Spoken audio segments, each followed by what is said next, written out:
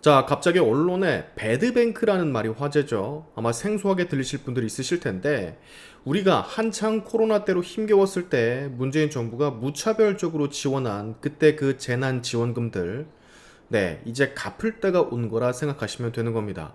뭐 당장은 국채 발행 같은 국가가 알아서 덮어주겠지만 결국 미래 세대의 돈을 끌어다 막는 것이니까 그 체감은 아주 천천히 올 거예요. 자, 배드뱅크가 뭐냐? 민간 금융사에서 회수가 안 되는 부실 채권을 정부가 인수해서 처리하는 전담 은행이라고 보시면 됩니다. 쉽게 말을 해서 은행이 국민으로부터 못 받은 빚을 정부가 사서 없애주는 시스템인 거죠. 그리고 그 과정에서 발생하는 손실분은 정부의 예산, 즉 국민의 세금으로 메우게 됩니다. 대충 사이클을 생각해 보시면 재난지원금과 대출을 받았다가 못 갚으면 결국 우리 돈으로 채운다라는 개념으로 보시면 되는 거예요. 그리고 오늘 이재명 정부가 약 50조 원에 달하는 규모의 빚 탕감을 위해 배드뱅크 설립을 본격 추진 중이라는 소식이 들려오고 있죠. 이제 누가 책임지고 누가 부담을 지게 됐는지 5년 가까이 지난 지금 여러분 감이 오시나요? 제가 그때 이런 얘기를 참 많이 했었죠. 이런 무차별적인 지원은 안 된다. 이거 나중에 다 돌아오는 빚이다. 이렇게 아무한테나 신용도 안 보고 막 퍼주다 보면 결국 늘어난 세금과 세수로 우리가 그대로 받게 된다. 네, 이제 그때 그 발언이 조금씩 현실이 돼간다는 얘기입니다. 자, 이번 배드뱅크 설립 추진은 오는 9월부터 만기 도래 예정인 코로나 정책금융대출 50조 원 폭탄 때문입니다. 47.4조 원의 규모의 만기 대출과 2.5조 원의 원리금 유예분이 포함되어 있어서 총 50조 원의 본격 상환이 시작되는 건데요. 만약 대출자들이 상환을 하지 못한다면 대규모 연체 사태가 발생할 거고요. 금융권 부실이 생길 거고요. 경기 둔화까지 이어지는 상황이 초래될 수 있겠죠. 일단 왜 이런 부실채권 폭탄이 발생할 수 있느냐부터 생각을 해봐야 되는데, 이건 문재인 정부, 즉 민주당 정부의 정책 설계 실패에서 비롯됐다라고 할 수 있어요. 코로나 당시 문재인 정부는 전 국민에게 재난지원금을 지급했지만 그 외에도 저금리, 무제한 정책 금융 대출을 과도하게 푼 경향도 있었습니다. 그리고 그 과정에서 정책 금융 심사 기준이 완화되어 신용도가 낮은 고위험 계층까지 대출이 집중이 됐고, 정치적 의도 또한 반영되지 않았다라고 할 수가 없겠죠. 선거용, 정치용 성격의 정책 금융을 남발했었으니까요. 정상적인 금융 시스템에서라면 승인되지 않았을 대출이 대거 이뤄졌었습니다. 그리고 마지막, 사후 관리의 부재, 경제 회복 국면에서도 정책 금융 정상화 노력은 비교적 미흡했어요. 그리고 이건 곧 연체 폭탄으로 전환이 됐을 거고요. 결국 종합해서 보자면 문재인 정부 시기의 정책 금융 남발과 설계 미흡이 남긴 후유증을 윤석열 정부와 이재명 정부가 떠안고 진행하는 것인데, 문제는 이런 비용들 결국에는 끝에 가서 국민들의 세금으로 메워지게 된다라는 거, 그런 구조적 맹점이 있다라는 게 문제인 겁니다. 그리고 더 큰 문제는 이걸 아직도 모르고 좋다고 실실 쪼개는 분들이 아직도 계시다라는 게 문제고, 자, 이 50조 원의 빚 탕감 비용은 20조 원 규모의 추경과 금융권의 공동 출자를 통해서 자금을 마련하려는 듯 보입니다. 현재 국가 채무는 1175조 원, 추경마저도 세수 결손 때문에 사실상 적자 국채 발행이 유일한 재원 조달 수단이라 기사에서 분석을 하던데, 그렇다면 아까 말씀드린 대로 이 돈은 국민 세금과 국채로서 충당되게 되는 겁니다. 앞으로 우리의 세금으로 갚아야 할 빚이 되는 거죠.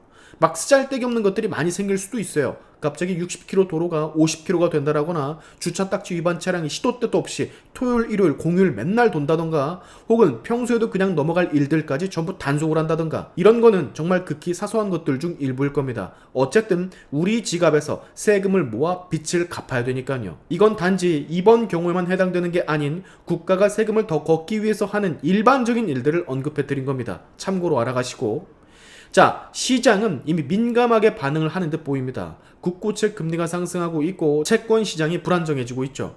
금융권도 조금의 반발을 보이는 듯한데, 은행들은 이미 2조 원 이상의 상생 금융 지원을 진행한 상황에서 추가 출자 요구에 대해서 부담을 느끼고 있다라 합니다. 당연한 거예요. 은행도 땅 팔아 장사하는 건 아니니까요. 연체율도 높아지고 있는 마당에 정책 금융 완화는 오히려 독이 될 가능성도 있습니다. 어차피 정부가 빚을 탕감해 준다라는 이런 인식이 행여나 퍼진다면요, 금융 질서 자체가 흔들릴 수도 있다라는 위험도 존재해요. 생각해보세요. 코로나 지원금 이빠이 받아놨는데 대출 이빠이 받았는데 지금 갚을 능력이 안 돼. 근데 상환은 해야 돼. 이런 어려운 상황 속에서 어라? 나라에서 갑자기 다 덮어준다네? 나이스! 외치면서 야, 나 대출 이렇게 탕감됐어. 국가에서 해주던데? 땡큐지 않냐? 네, 같은 시간 혹은 미래의 누군가는 이것들 때문에 지갑이 탈탈 털리게 되는 겁니다. 그런 구조라고요. 자, 근데 문제는 또 있어요. 배드뱅크 운영 주체로 거론되는 캠코, 즉 한국자산관리공사는 이미 부채 비율이 213.7%로 재무 위험 기관으로 분류된다 합니다.